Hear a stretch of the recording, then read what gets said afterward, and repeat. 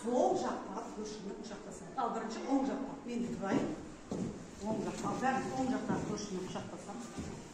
Тоқтай тұрыңдар. Оң жақтан. Жарайды, құшақтаса берейін. Кел, екеуміз құшақтасамыз. Енді керісінше сол жақта көршіні құшақтасамыз. Бір-бірімізге күлімдеп қараймыз. Күлімдер бір-бірлеріне. Жақсы балалар, енді орындарына отырыңдар. Біз қандай сыныппыз? Сыныптарыңның артына қараңдаршы, не бар екен? Сол конверттегі тапсырманы алыңдар. Ашамыз, конвертті тапсырмаға қараймыз. Сол конверттегі тапсырманы орындаймыз. Орындап болған оқушылар кімнің тапсырмасы бір деген жауап болса, бірінші топқа келеміз, саттарыңды жинап. Екі деген жауап болса, екінші топқа келеміз. Үш деген жауап болса, үшінші топқа. Жаңағы конверттің ішіндегі тапсырмаларды тастамаңдар. Бірден бізде топтарын алып кетіңіз. Сенің конверт екі болсын. Сыдамық сеніп кеші. Бірнан.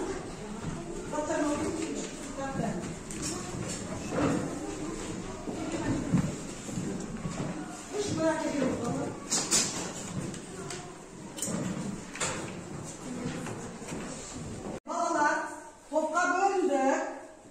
Сендердің конверттен алған тапсырмаларыңды орындап топқа бөліндік. Енді топтың атын шығаруымыз керек. Ол үшін біз мозаика ойын ойнаймыз. Міне сендер, мен қазір сендерге жұмбақ жасырамын. Сендер сол жұмбақты шешу арқылы мозаиканың бөлшектерін құрастырасыңдар. Түсінікті ме?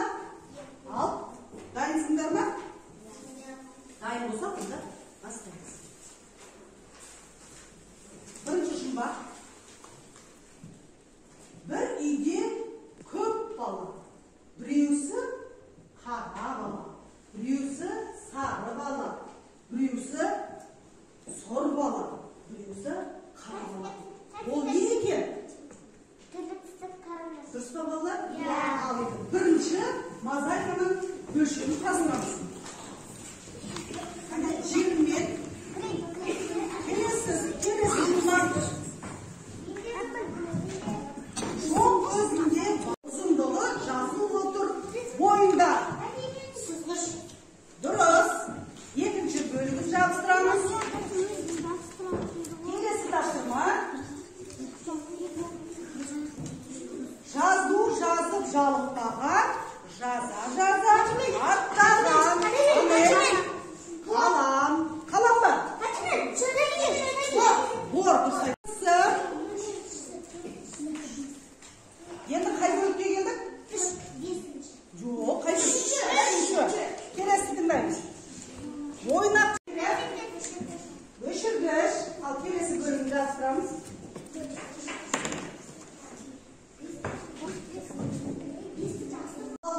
Құраған мозаика бөлшектерінен өз топымызды құрастырып алдық. Мына бірінші топтың мозаикасынан қандай сурет шықты? Мұғалім, е? Ал мұғалім сөзді орысша айтайықшы. Бірдей айтамыз. Учитель, ағылшынша teacher. Қалай айтты балалар? Тамаша. Екінші топтың мозаикаларында нені сөйледі? Кітап. Сендер емес, өздері айтты. Кітап орысша қалай айтылады? Книга. Ағылшынша book. Қалай айтты балалар? Молодцы. Енді үшінші топтың мозаикасынан қандай сурет шықты балалар? Оқушы. Сендердің топтың атауы оқушы. Қане орысша айтаршы? Ученик. Қалай жауап берді балалар? Жақсы, сендер емес. Үшінші топ балалар. Неге бала топтың атын тапты? Үшті бір-бірін бағаладық. Енді біз өткенді еске түсірмей, болашаққа ұмтылу емес деп біздің елбасымыз Нұрсұлтан Әбішұлы айтпақшы еске түсіру кезеңіне келді. Ол үшін біз балалар үйге берілген тапсырманы еске түсіреміз. Үйге қандай тапсырма берілді? жеті шалды оқу. Жақсы. Енді балалар, сендер мына тамалық ағашын көрдіңдер ме? Осы тамалық ағашына конвертті алыңдар, конверттің ішінде алыңдар. Жақсы, сен ал, Айгүл ал, ала қойыңдар. Осы конверттің ішіне алманы бір-бірден алыңдар. Бір-бірден аламыз, әр балаға бір. Сендер өткен үй тапсырмасындағы жеті шал деген әңгіменің түсіндіңдер ме? Түсіндік, енді бір сұрақ жазамыз. Әр бала алманың ішіне бір сұрақ жазамыз. Ал кеп бастаймыз.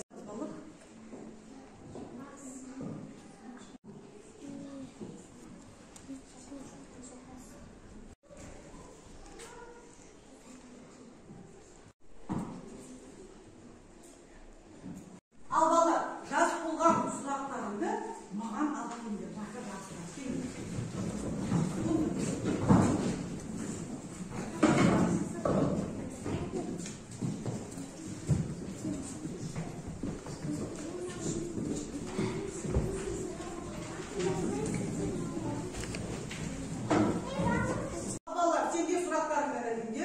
Алмадағы сұрақты мен оқимын, сендер маған жауап бересіңдер. Түсіндіңдер ме? Иә. Бастаймыз. Сәрсенбі күнгі сабақ кестесін атаңыз. Кім жауап береді? Математика, қазақ тілі, әдебиет, орыс тілі. Дұрыс па балалар? Иә. Қалай жауап берді?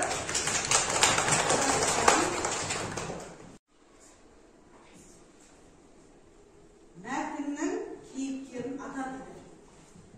Нұрабек? Мәтіннің кейіпкерлері Жабақ, қарт, кісі, сәрсенбі. Сіз жауап берді ме балалар? Иә.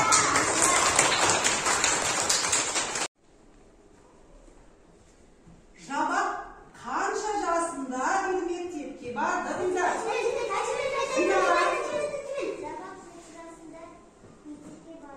Балалар.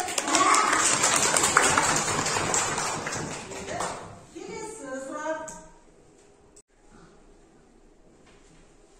Мәтіндегі кейіпкерлерді ата дейді. Мынадай. Айша. Жабақ, қарт, ата, сәрсенбі. Дұрыс па балалар?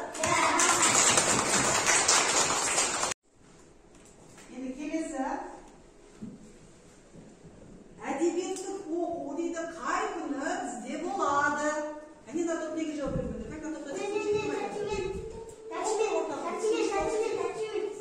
Ал жаңа бейсенбі, жұма, сенбі. Дұрыс па балалар? Қайда толып тұрады? Күн толып тұрады. Ал сеніз айтсын. Сенбі, жексенбі дейді балалар. Ал және әдебиетті оқу сабағы дүйсенбі, сәрсенбі, жұма күні болады. Дұрыс па балалар? Иә. Балалар, сендер үй тапсырмасын өте жақсы дайындалып келген екенсіңдер. Сұраққа барлықтарың толық жауап бердіңдер. Жарайсыңдар. Енді келесі біздің кезегіміз балалар сөз жұмбақ шешу айтады. Сөз жұмбақты шешкен кезде мен балалар сендерге орысша айтамын, сендер оны қазақшаға аударасыңдар. Түсіндіңдер ме? Ол үшін мен қазір сендердің топтарынан кім қатысатынын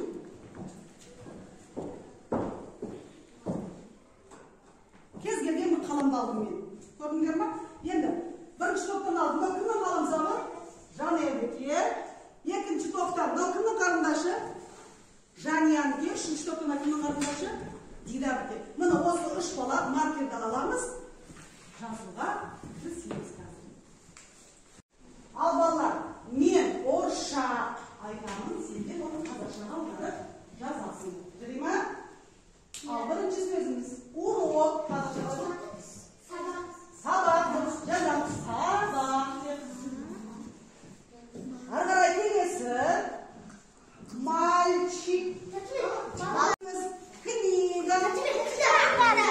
Кітап дұрыс. Ары қарай перемена. Қоңырау.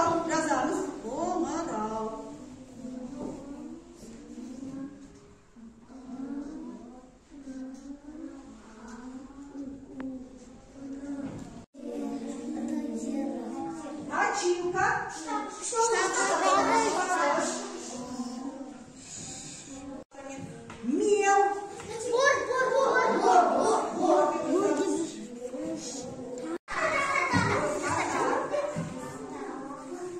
Son söz balalar bumaga. Kağıt. Kağıt. Yani kayda birinci ne?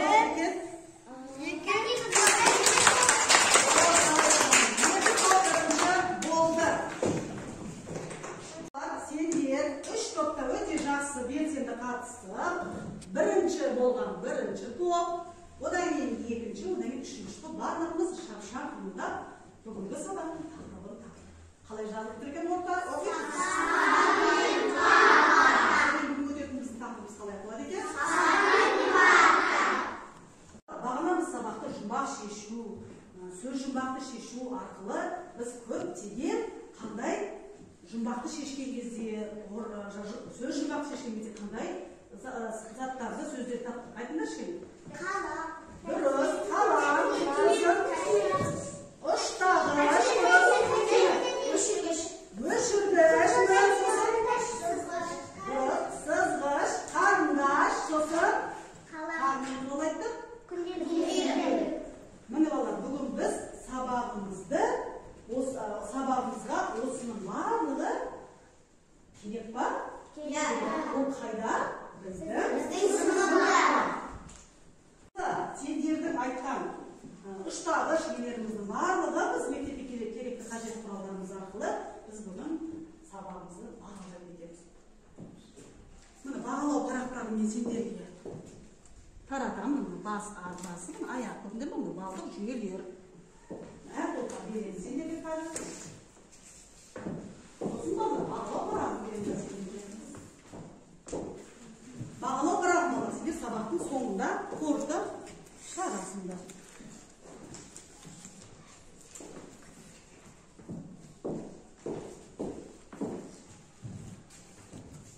Мен сыныпқа кіріп ем, Сапар көзім ағарта, көртерді басымды бір парта. Жан-жағына қарап қойып, елінің кезек жалап қойып, сөйлеп кетті асылмастан, болған істі жасырмастан. Сапар келіп жайғасты, содан бірер айда асты, кітабын басқа керегін кеткенше сақтап берем. Содан да тыныш қоймады, етімді сызы болмады. Сапар деп жазды өз атын, болдым әбден тозатын. Болды. Ары қарай Жания, Жанел. Жансая дегенде. Болдым әбден тозатын, айта берсе масқара, дәл желкемнен ұстап ап, есіктен төрге сүйретті. Сүйегімді күйретті. Артта көп артық,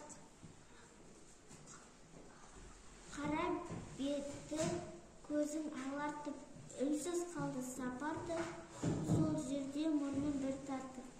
Ал балалар, Сапар мен Парта мысал өлеңін оқыдық. Түсіндіңдер ма? Олай болса, Мина алаңға ойынын ойнаймыз. Ол үшін қазір балаларды таңдаймыз. Жанел, Талшын, Айша. Ойын мен сендерге қысқаша айтып кетейін. Мина алаң ойында біз баланың көзін байлаймыз.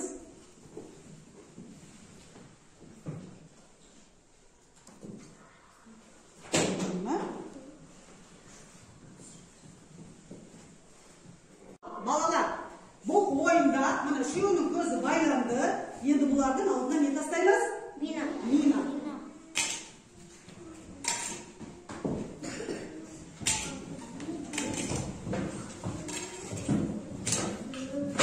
Топтан бізде шыққан кім? Жанел. Ал Жанел, алдыға жүреміз. Бағдар береміз.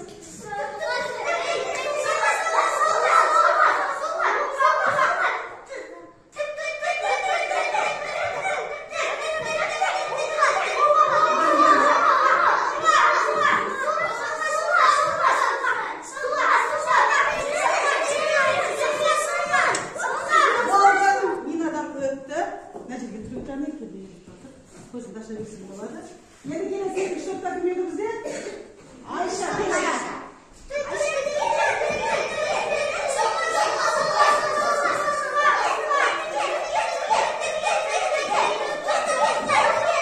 Болды, басып кетті. Басты. Мина не істейді? Жарылады. Жарылмау үшін біз не істейміз? Сұрақтарға жауап береді. Жүр бармайсың сұраға.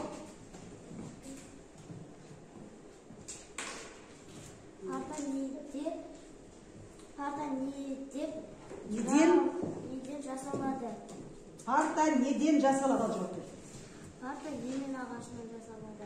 Емен ағашынан немесе ағаштан жасалады деп айтсақ болады. Жақсы. Орныңа отыра бер. Келесі. Үшінші топтың баласы. Ал талшып кет.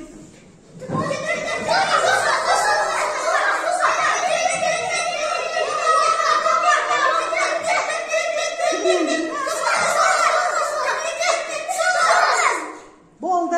Басты. Мина жарылмау үшін. Жарылды ма мина? Жоқ. Мина жарылмау үшін не істейміз? Жауап береміз.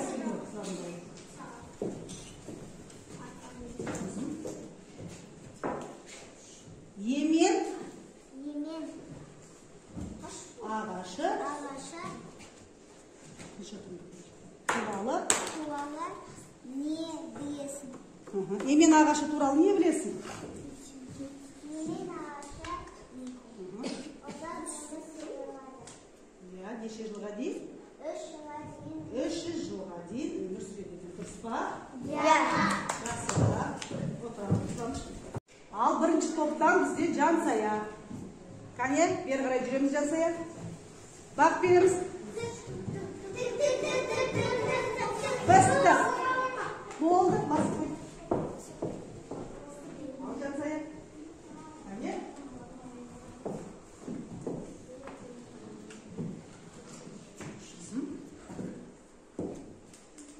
Мен оқып берейін. Ағаш туралы мақал айт дейді. Ал, айт. Ағаш тамырымен мықты, адам өзімен. Айтын. Тағы айтатындар бар ма? Тоқтар айтыр. Тоқтар айтыр. Қатты айтшы. Дұрыс айтады, балда? Бір тал кессең дейді, 10 тал ек дейді. Жақсы. Ал, енді екінші топ жақсылар.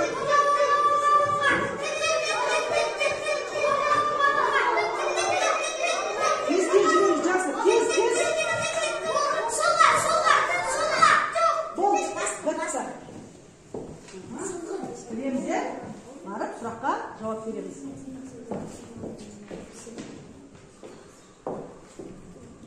Ағаш туралы қандай мақал білесің? Тағы да сол сұрақ.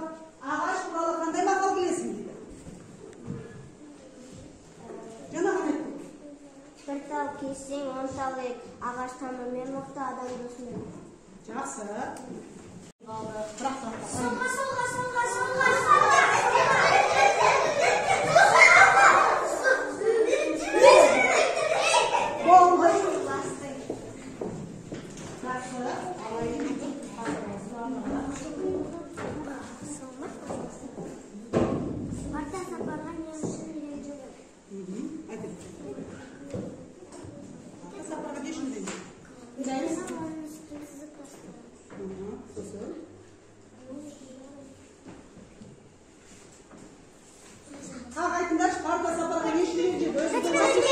Тәтімен. Сапар оның бетін сызды. Ол өз атын жазды.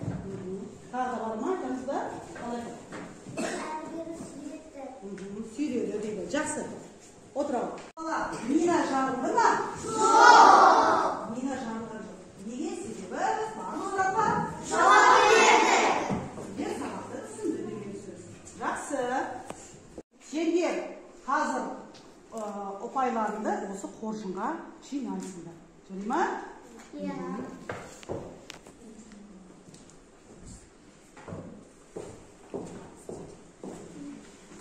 Ал бірінші топтан бізге Жанел мен кім шықты? Жансая. Екеуге Минадан аман-есен шықты. Иә. Екеуге алам. Екінші топтан бізде Жақсылық пен Айша шықты. Қоржынға жинай беріңдер. Қоржындарына жинай беріңдер. Üçüncü toптан Аймин мен Талшын шықты. Екеуіне де қоржындарына жинай берсеңдер болады. Ал балалар, мина алаңынан біз аман есен шықтық. Сендер сапар мен партаны жақсы түсіндіңіз. Енді келесі біздің әдісіміз нақты әдісіміз. Бірінші топ сендер парта боласыңдар. Сөйтіп сапарға хат жазасыңдар. Сөйтті ма? Дина, тарап. Енді екінші топ қараймыз. Екінші топ сендер жетекшіге түзелуге сөз берем деп хат жазма айтып тұратын. Ал енді үшінші тобымыз топ болса, сені жаза беріңдер. Үшінші топ болса балалар, мұғалім болып Сапардың анасына хат жазады. Кел, Арыстан, сен келіп жазасың. Талшын екен орындарын ауыстырыңдар. Бізде Арыстан Сапардың анасына хат жазады. Барлығымыз көмектесеміз. Қалай жазды? Кел, Нұрат, сіне қойды.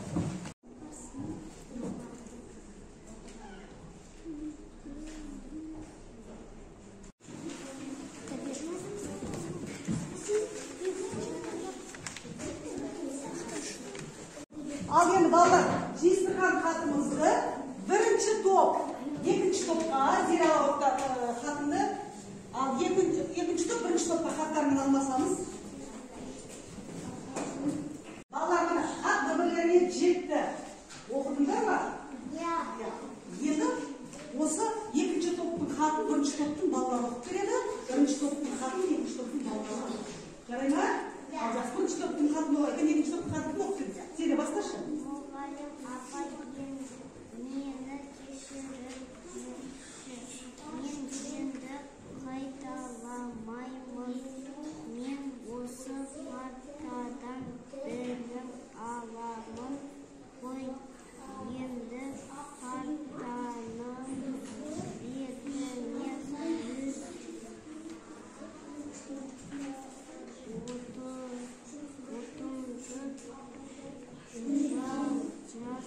Баймын, енді сізге сөз Даусыңды қатты шығар. Сапар сен бұзықтық жасама. Парталарды сызбай сабақты жақсы оқуға тырыс. Бұзықтық жасамауға уәде бер. Сіздер жазған хаттарыңды мынаның ішіне салыңдар.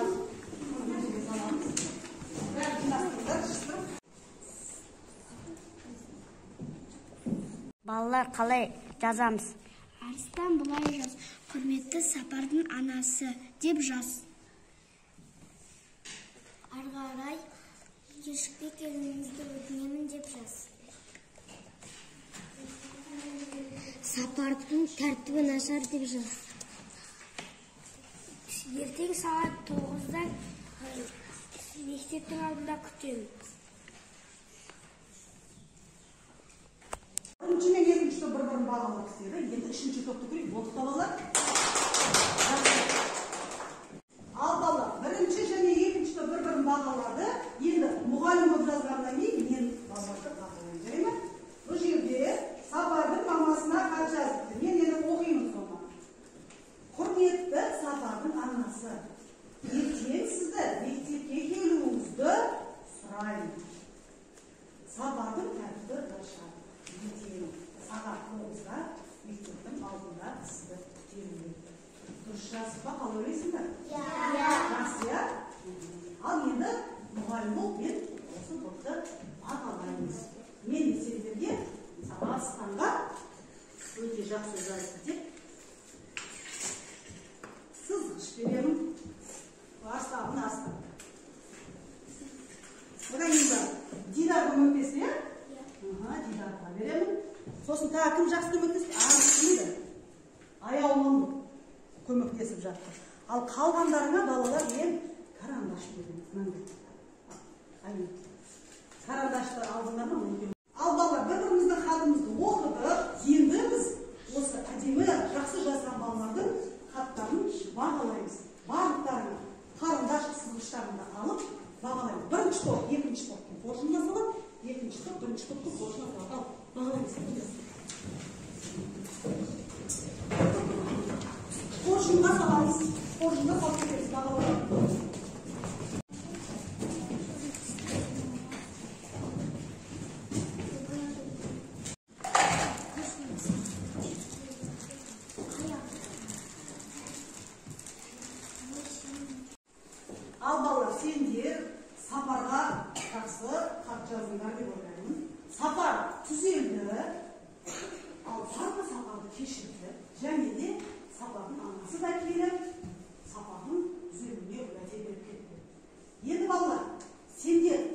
сияқты боласыңдар ма? Жоқ. Сапардан үлгі алуға болады ма? Жоқ. Егер олай болса балалар, сендер болашақта өздерінің көз алдарына қандай парта болғанын қалайсыңдар? Сол үшін мен сендерге ақпаратамын. Өзінің заманауи арқасын сүйретіп салады. Түсіндіңдер ма? Иә. Ал мен бастар атайын парақтарымды.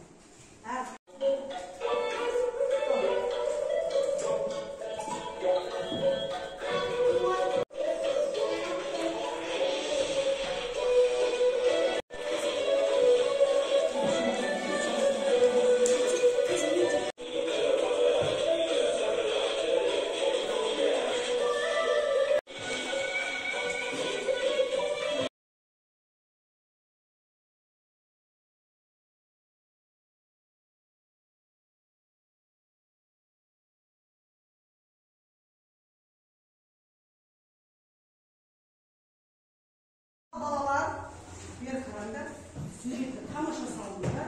Әр топтан 2-3 баланың суреті керемет шықты. Енді, мына екінші топ, бірінші топтан бастайықшы. Бірінші топтан балалар 3 әдемі сурет шықты. 3 бала. Сонымен біз 3 күнделікпен бағаламыз. Екінші топтан 2 керемет тамаша сурет шықты. Сендерге 2 күнделік бағалауға. Сендерге 2 суреттен тамаша шықты. Енді үйлеріңде заманауи тағы да парталардың суретін салып, маған келесі сабаққа алып келесің. Жарай ма? Сабақ ұнады ма? Иә. Бүгінгі сабақта балалар барлықтары керемет қатыстыңдар, барлықтары тамаша жауап берді. Енді кім белсенділік танытпай отыр? Сол балаларды қоржын көштен қалмау әдісі арқылы сол балаларды ортаға шақырайық. Бірінші топта кім айтыңызшы? Нұртас келе ғой. Екінші топта кім? Айзере. Үшінші топта кім? Жанзабыл келе ғой. Ал балалар, көштен қалма дегеніміз қалай түсінеміз? Ол балалар барлығы қатысып отыр, бірінші топ, екінші топ, үшінші топ барлығы қатысып отыр. Енді мына балалар көштен қалмай келесі сабаққа көшу үшін өткен сабақты естиміз. Келесі сабаққа өту үшін біз осы 3 баланы өткен сабақ бойынша мына біздің көштен қалмау әдісінде қоржыннан сұрақ аламыз. Кел, аламыз. Бір сұрақ аламыз. Бір сұрақ аламыз.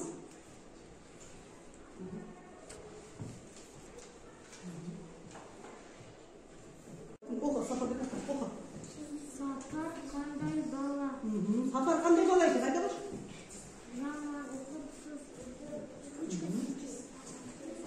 Жақсы, бұзық, жақсы.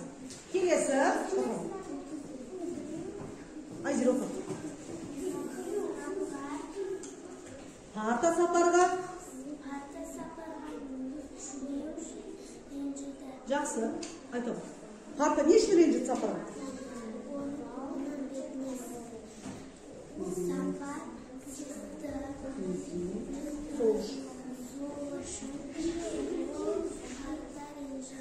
жақсы. Ал енді Жанзабыл бұл жұмбақ екен. Отыра бір Айзере. Жұқа тақтай бөлшегі ұзындықтың өлшемі дейді. Ол не? Ол не екен? Қаттай. Өзі тапты, сызғыш, дұрыс, жақсы. Көштен қалдырмай не істедік балалар? Алып, шықты. Көштен қалмау әдісі бойынша класс толығымен балалар келесі сабақтан көшті. Енді мен көштен қалмау әдісіне қатысқан балаға бұл сабақты бірінші топтың баласына ұштағышпен өлшенгішті беремін. Өзінің қоржынына сала беріп. Жанзабыл. Саған да молодец, жарайсың. Және сендерде. Сонымен барлық балалар не істей алады екен? Сабақты оқып не алады екенбіз. Көштен қалмау әдісі бойынша қатыспай отқан балаларда қатысты. Олар сабақты біле ме екен? Иә, біледі екен. Сонымен бүгін сабақты бәрі түсінген. Енді сендер бағалау парақтарыңды алып,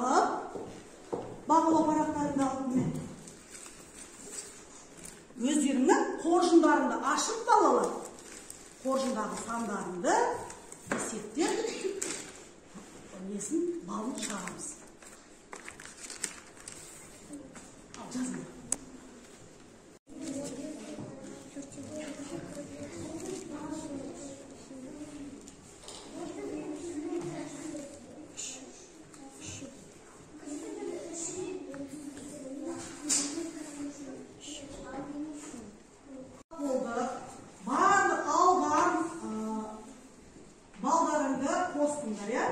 Бірінші топта шығыпты 173 балл.